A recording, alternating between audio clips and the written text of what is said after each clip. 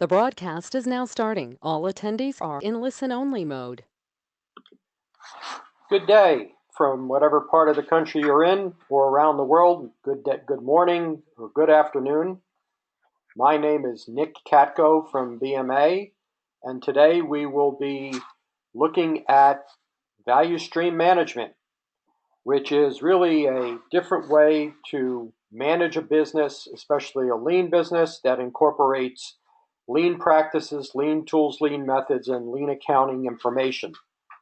First, I want to do a little bit of housekeeping. If you would like a copy of the presentation, go to the handout section of your control panel and you'll see a Value Stream Management-2018 PowerPoint presentation, which you can download for your own use. Secondly, if you have any questions during the webinar, please submit the questions in the question panel, and we will have some time at the end to get to some questions. But before I begin, I'd just like to confirm, can you see me? Can you hear me? And can you see the presentation? So please just answer yes in the question panel so that this is confirmed, and then I'll get started. So I'll just wait a second to make sure someone responds.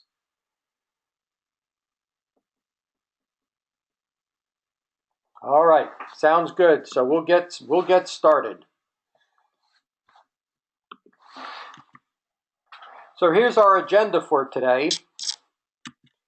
We're going to talk about the value stream organization. How do we actually organize around the value streams in our lean business?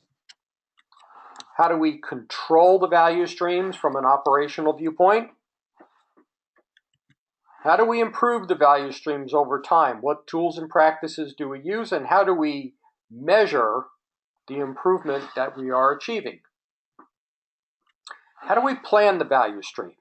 So even though a value stream is pretty much about operations, we need to plan it both from a strategic and financial and operational viewpoint. So what tools and practices do we use in terms of planning the value stream? Then we'll wrap up and we'll talk about exactly how do we manage the value stream. We have the organization and the practices, but what are the best management practices to use inside a value stream? And I mentioned this in the webinar on Tuesday when we were talking about identification of value streams. Value streams are fundamental to a lean organization.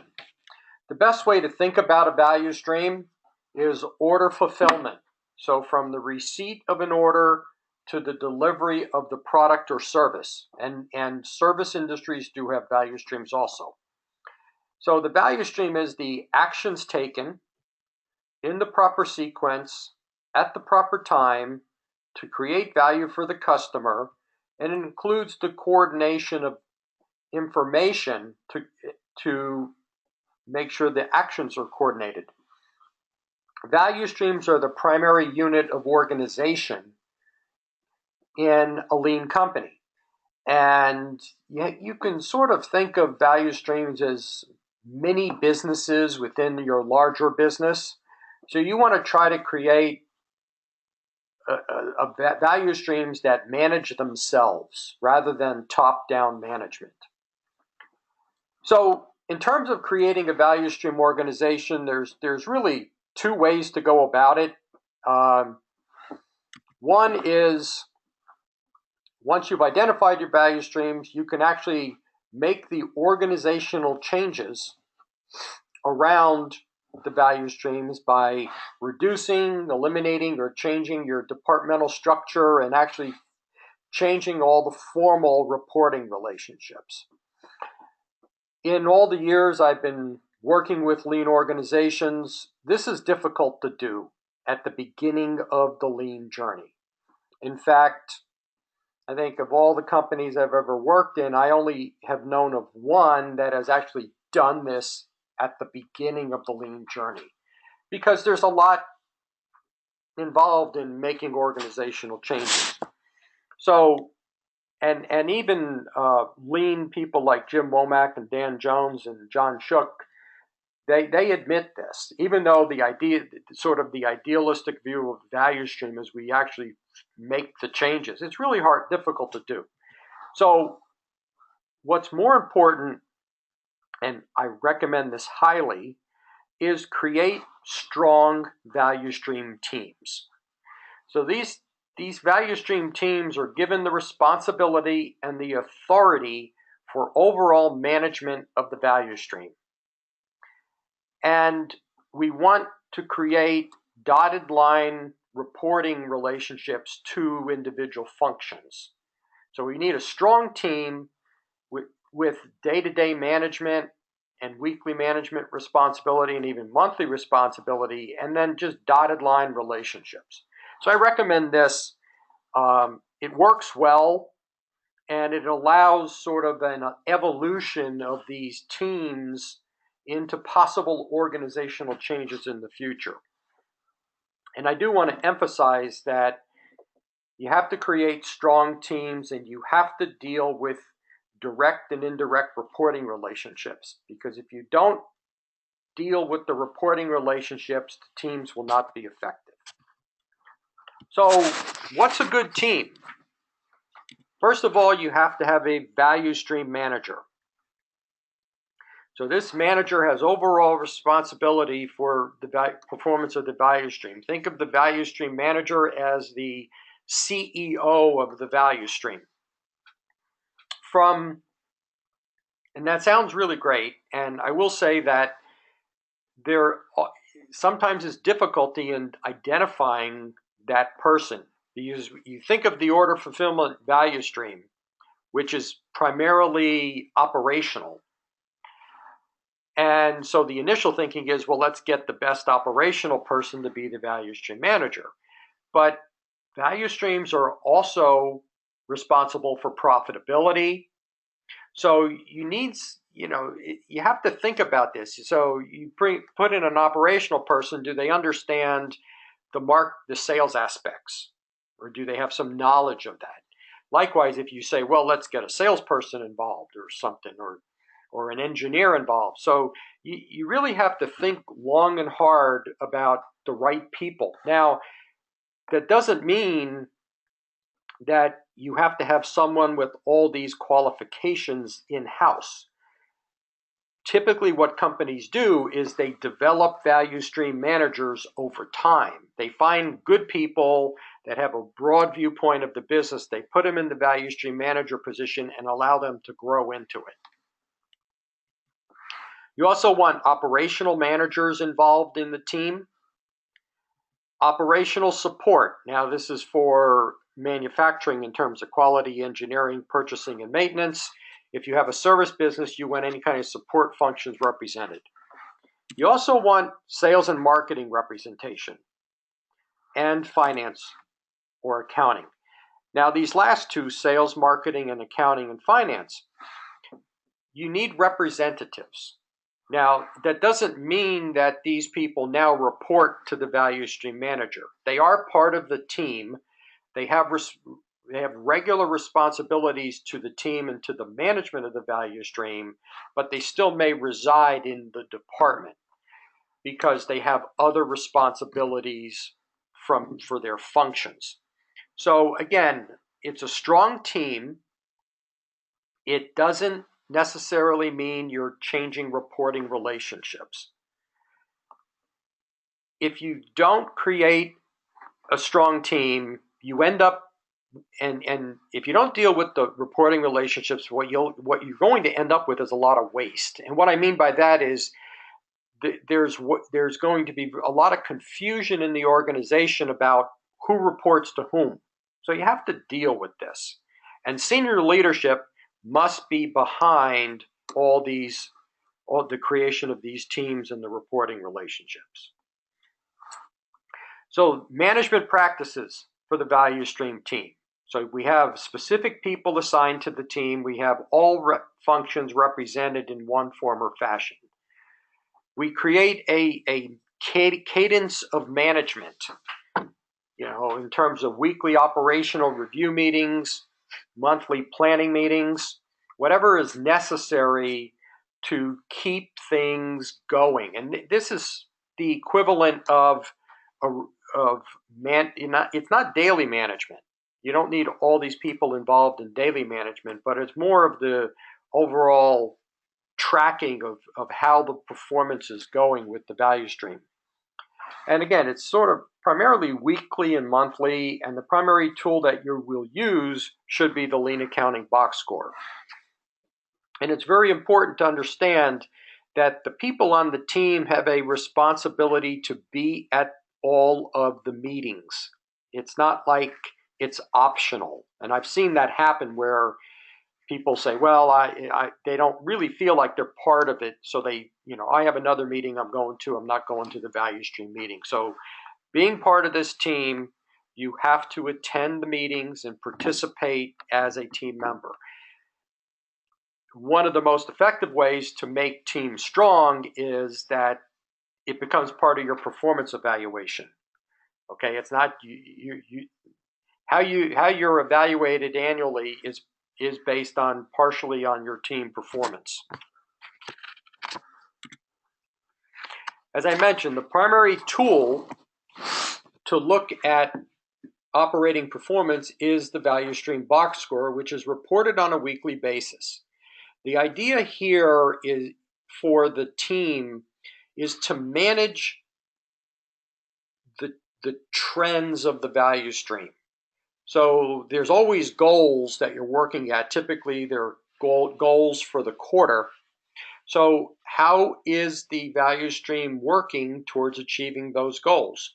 What are the problems and issues that are in the value stream that are preventing the trend from moving in the right direction? That's really what the job of this value stream team is. And as you can see, we have three dimensions of performance. We have the operational performance, we have the capacity usage, which really takes into account are we eliminating waste, and then there's the financial performance. And these three dimensions of performance relate to one another. If you see value stream performance going down, you probably can expect financial performance to go down, and vice versa. So the value stream team's responsibilities, is to grow the business.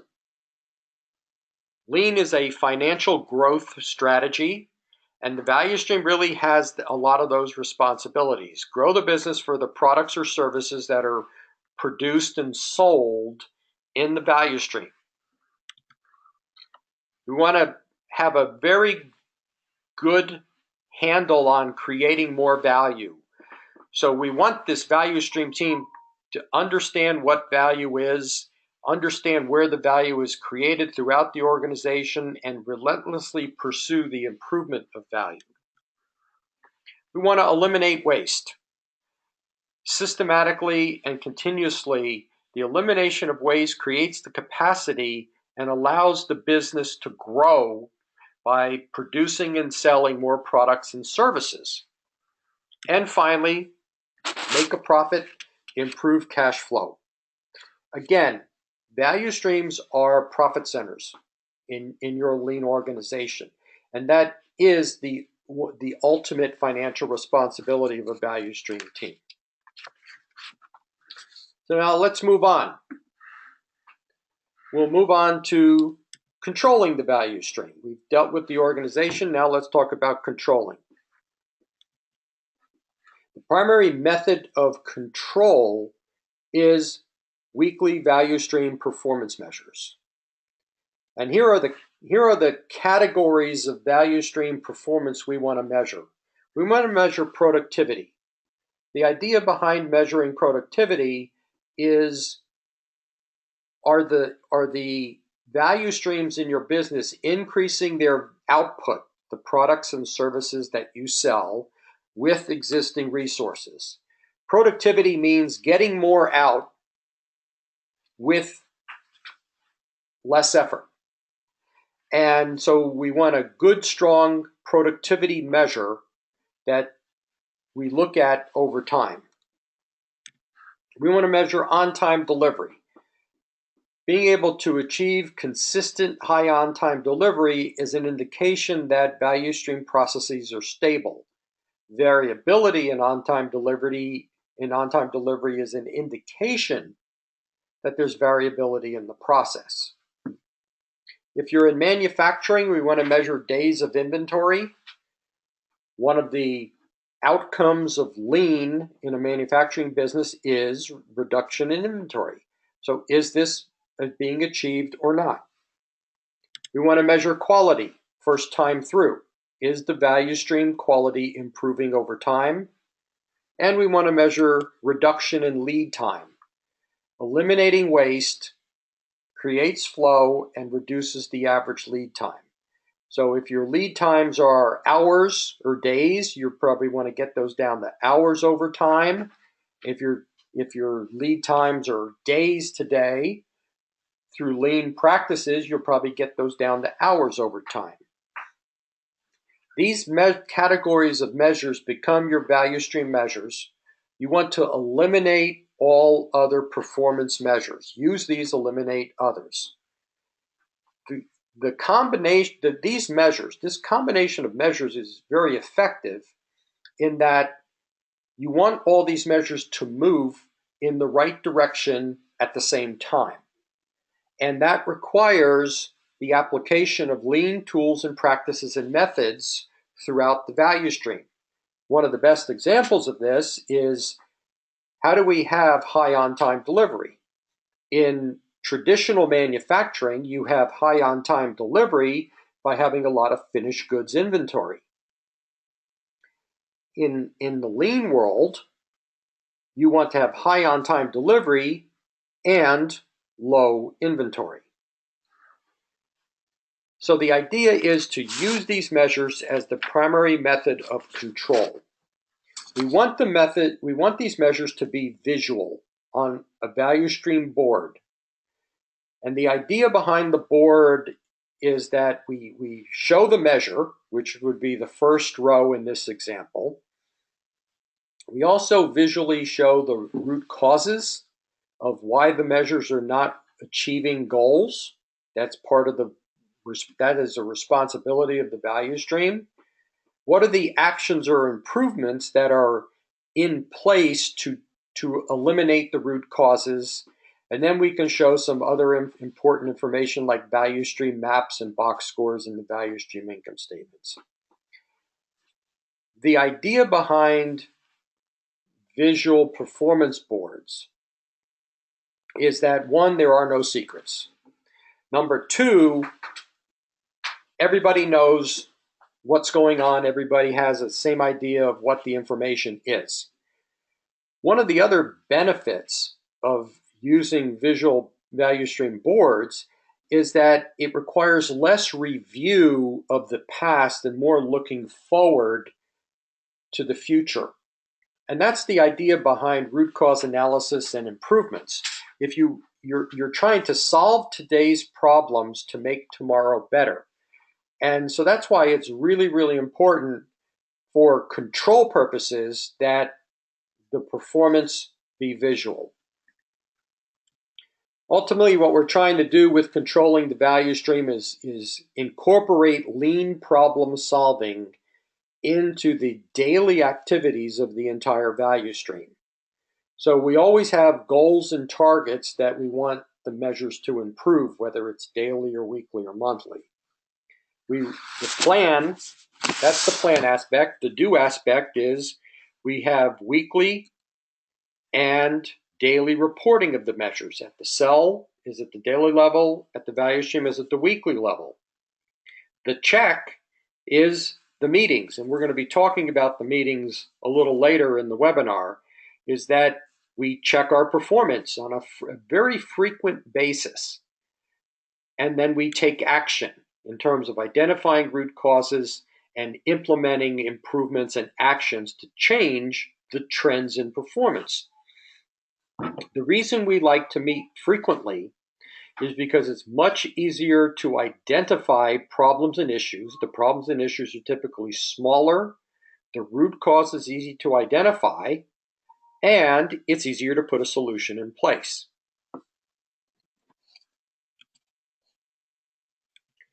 So we've talked about the value stream organization. We've talked about controlling the value stream. Now let's talk about improvement of the value stream. There are really three levels of continuous improvement in a lean organization. One is the breakthrough Kaizen, which is very strategic. These are big breakthrough projects that are typically planned out and conducted maybe on a monthly basis.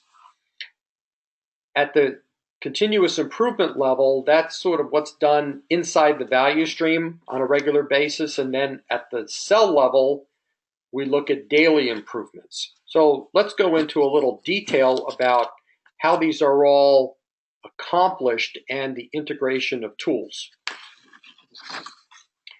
Kaizen is typically a 3 to 5 day event, and it's based on your value stream maps. You have a current value stream map, a future state map is created. These future state maps are maybe 3 or 6 month plan. And through the creation of the future state map, you identify specific improvements that need to be made. And these improvements are scheduled and planned. So that's sort of the operational viewpoint. We also use box scores to understand the financial, to measure the financial and operational impact of going from a current state to a future state. So in this example, you can see that operationally, this improvement plan, there's going to be some improvements to on-time delivery, inventory days, and that's pretty much it right now. Because of these improvements, you see there's a tremendous improvement in capacity, that we are improving our available capacity from 45% to 70% through the elimination of waste, where you see the non-productive capacity going down from 30% to 5%. From a financial viewpoint, we don't see much change because, again, most improvement is about creating capacity. The financial benefit is how you use that capacity. And that's where the long-term future state comes in terms of what do we do with that capacity. And in this example, you can see that we plan to sell more products with that capacity, and revenue is increasing from 1.8 million to over 3 million. Because we have available capacity, our conversion cost is not changing, and our profitability goes up from about 750,000 to almost 2 million a year. So that is the financial impact of all these Kaizen events. At the value stream level, the value stream continuous improvement cycle is more sort of at the weekly level, maybe monthly, depending on the type of business you're in. So through operational performance, we're meeting our customer needs, we're reviewing our results on a weekly basis, we're identifying root causes of problems and issues. The responsibility of the value stream here is to solve the problems that they can solve. Create smaller teams and assign responsibility to solve the problems. And through that, they make improvements over time. And this is where their value stream board comes into play, where you can see on the left side here, we are measuring performance. Okay, so this is looking at late backlog. And here we have specific projects to eliminate the problems that we have identified, which are in the yellow, which are the actions required, and the Pareto chart. So again, all this is visual. It's used by the value stream to drive improvement. So these are smaller improvements. Now, one of the rules, or one of the standard work practices of lean problem solving is, if the value stream identifies a problem that it cannot solve on its own, it would escalate that problem to the next level of the organization for action. So again, and I can't stress this enough, this is very action oriented, and it's about making improvements, and it's forward looking. There's not much review of the past. We know what happened. We know what happened. More importantly, we know why it happened. We're trying to change the future.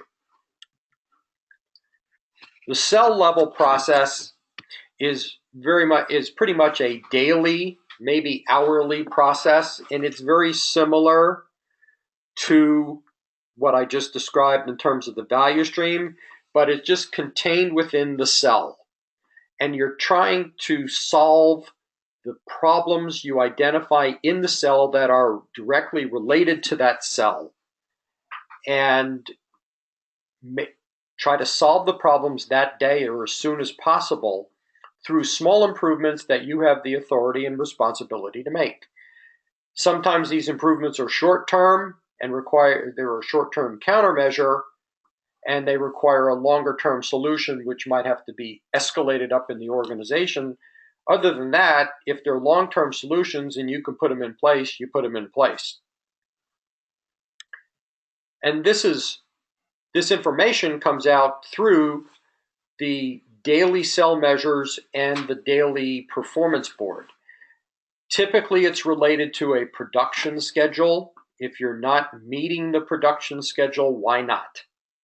And this production schedule is not just for factories, it's also for service organizations, in terms of, are we getting the work done that we're supposed to get done? If not, why not? The other aspect of visual control a lot of times at the cell level is for quality. Again, identifying root causes, putting solutions in place, keeping the production rate of the cell at what it's supposed to be. That's the real goal and objective there in terms of daily improvement. So we've talked about the value stream organization. We've talked about controlling the value stream, improving the value stream. Now let's talk a little bit about planning the value stream. The economics of lean, which is how lean works financially. The elimination of waste through all of the different continuous improvement practices, putting flow in place, it creates a lot of capacity. You free up a lot of resources. Now, what's interesting about lean is that the creation of capacity is, from an operational viewpoint, it's immediate and it's direct. You do an improvement event, you've created more capacity. And this, again, shows up in the box score. In this case, you can see that on-time delivery has improved, quality has improved, and inventory has gone down. But from a financial viewpoint, not much has changed. Why? Because the conversion costs, which are the actual production cost, the actual cost of your resources stay the same. We've created a tremendous amount of capacity in our people and our machines. Now, we have some direct cost savings in material because the reduction in inventory and the improvement in quality has reduced the amount of material that we have to buy on a monthly basis. So what's interesting about lean is, from an operational viewpoint, there are direct and immediate impacts, which are primarily in performance and capacity. From a financial viewpoint, the impact is not direct and immediate. Now, that is counter to traditional financial thinking in organizations, because there's typically from a financial analysis viewpoint, we do something in the organization and we can see an immediate financial impact. This is where the box score comes into place, especially from a planning viewpoint. We can create a whole lot of capacity, but until we decide what to do with that capacity, there really isn't a direct financial impact. So there's three uses of available capacity. Number one is sell more products or services. You can redeploy the resources in your organization, or you can find some other productive uses of the resources. For example, if you are a factory, you have some outsourced assembly processes, maybe you bring them in-house. Once you've made that decision as to what to do with the resources, then you have a direct financial impact on profitability. So this is an example, continuing the example from a few slides ago, where the company, in terms of their planning of the future state, they created three scenarios. They can remove the unneeded capacity, transfer it to a different value stream. They can increase sales, or they can insource sub-assemblies that they've outsourced. And if you look at the box score, especially down in the green section, the financial section, you can see the financial impact. Removing the unneeded capacity will reduce the conversion costs and improve profitability. Increasing sales from 332,569 to 427,938 increases profitability from a really good viewpoint, from 31% to 40%, and there is no change in conversion costs because we have the available capacity to produce more without adding any cost. Another alternative is bringing insourced assembly operations in-house, which reduces the material cost but keeps the sales and the production cost the same. So in terms of value stream planning, it's very important to use the box score in terms of understanding, looking forward, what's the financial impact of plans. And this also can be worked, I want to say, backwards, meaning looking at what an organization's financial goals are, what level of improvement is necessary, or how much capacity is needed to achieve certain revenue targets in a value stream. So the overall use of the box score comes in the strategic planning viewpoint, and that's where, for example, a senior leadership team might set overall improvement targets. Typically, it's like 20% in a lean company. And then on the annual strategy deployment process, we're looking at current and future state box scores.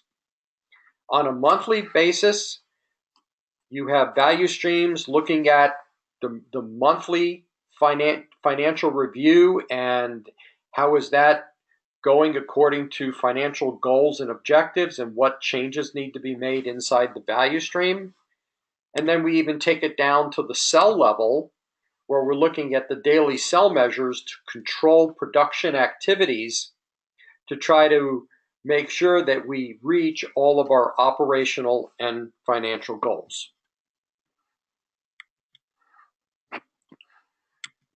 So we've talked about value stream organization, controlling, improving, and planning. And now let's talk about managing the value stream. And this is where we really put everything together. Actually, the management of the value streams requires different practices, different management practices. And unless you have lean experience, you really don't know what these practices are. You may have heard them, but putting them into place requires some level of experience. So I really urge companies that when they're beginning value stream management, that if you don't have people that have experience in putting these management practices in place, that you get outside help to do so. The reason is because lean is about people. And managing the value stream is more about managing people and managing the way people think, the way the teams think, and the way the organization thinks. And there's four aspects to managing the value stream. First is leader standard work or manager standard work. Then there's the daily and weekly meetings. There's the accountability systems and problem solving. So let's look at all these in a little bit of detail. Manager standard work. Who does what and when do they do it in terms of checking operational performance? You use the visual controls in place. You have accountability that you're doing this on a regular basis. And what this creates is discipline by leading by example. Lean organizations want their managers to be visible and active where the work is being performed.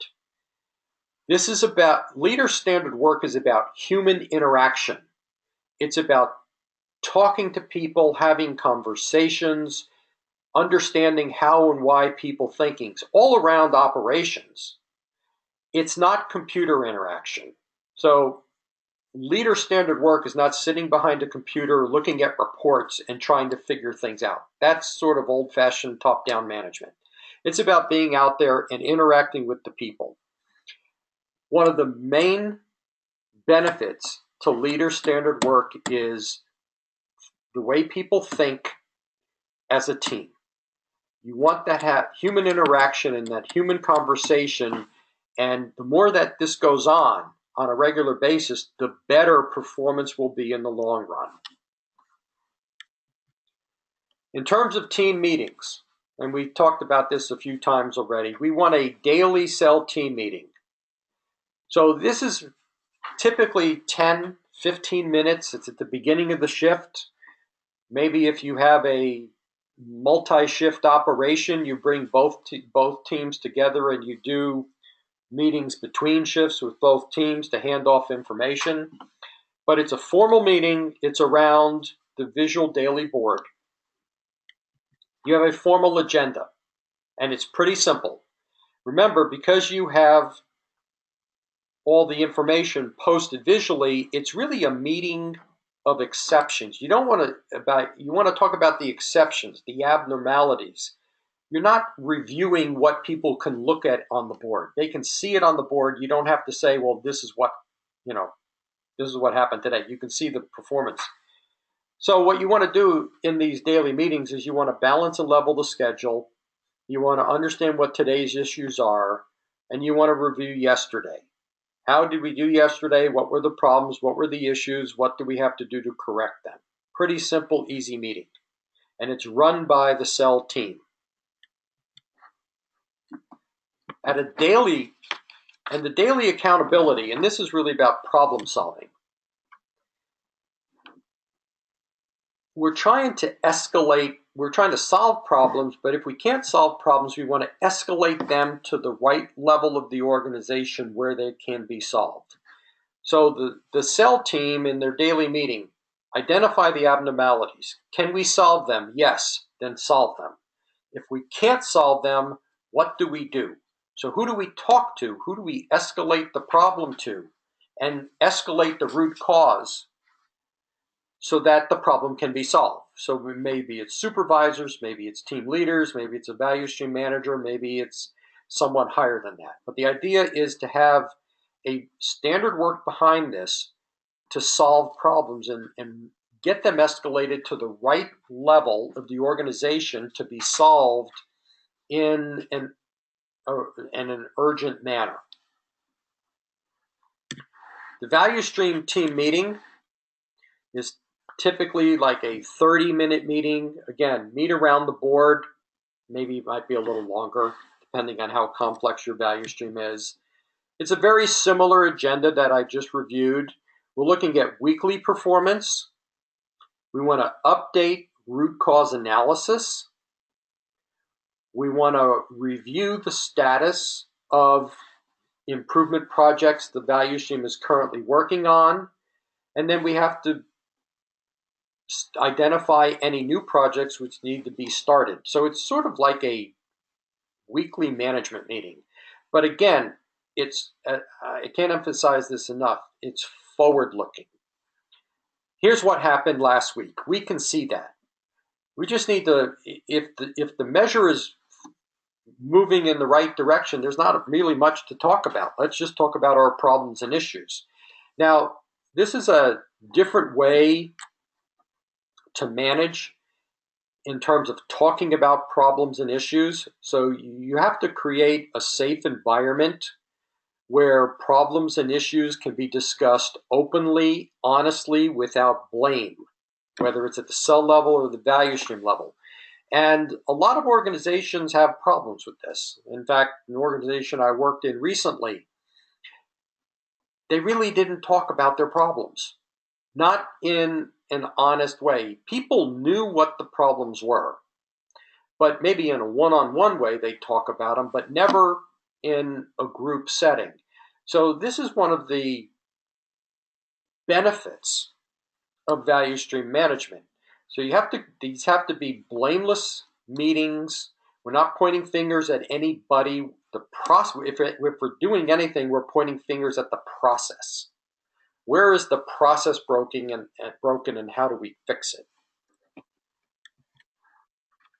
And again, in terms of the escalation of problem solving, we want to do this on a weekly basis.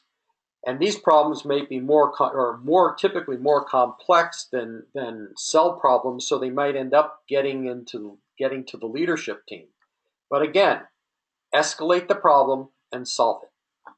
So that's the end of the value stream management. And I just really want to wrap up,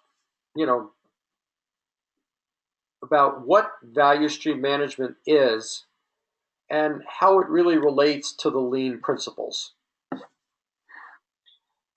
Lean principle number one is about creating value.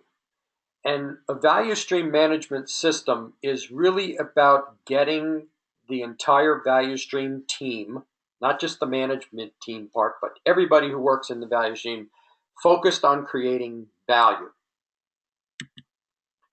We organize by value streams because value streams, from a financial viewpoint, are the profit centers of the business.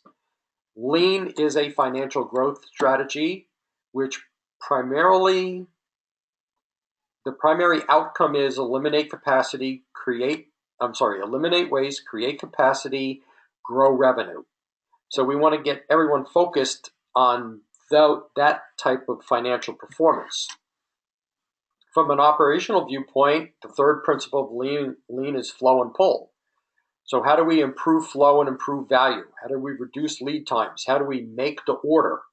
These are all aspects of operating performance that we want to incorporate into our value stream management system. We want to pursue perfection, constantly get better, eliminate waste, and get better at delivering value. So we plan all our improvements around optimizing value stream performance. And finally, empowerment of employees is the fifth principle of lean. We want to have strong value stream teams that are they have accountability, authority, and responsibility to drive and manage value stream performance. Putting a value stream management system in place is an essential part of a lean strategy. It does require a different way to think about management than the traditional vertical organization structure. And again, I urge everyone, begin with teams and put the practices in place. In the long run, what I like to tell companies is that as you go down your lean journey and become more mature with lean. The actual physical organizational structure will probably take care of itself, and it'll probably be very logical that changes need to be made. And my guess is not my guess is my experience is that most people will understand why the changes have to be made. So put that aside, put strong teams in place, and create a strong management system. So that wraps up the presentation. Just a few notes about our services: that we do provide value stream identification and management training and consulting services if you're interested, in addition to our regular lean accounting training and consulting services. If you have any questions, here's my email address. Please contact me. Go to our website. We have different resources. We have some upcoming workshops that, in terms of lean accounting, that I'll be presenting over the next few months. And we have a LinkedIn group that you can join and hopefully contribute to the lean accounting community. So what I'm going to do now is I'm going to open up the question panel and see if there are any questions. And I actually don't see any. So what I'll do is, since there's no questions, we can wrap up the webinar early. So thank you for your time. If you have any, tomorrow in your follow-up emails to the webinar, you will be getting a copy of this recording, and please feel free to share it with anyone else. So thank you for attending the webinar, and hope to see you at our next webinars, which will be coming up in the near future. Bye-bye.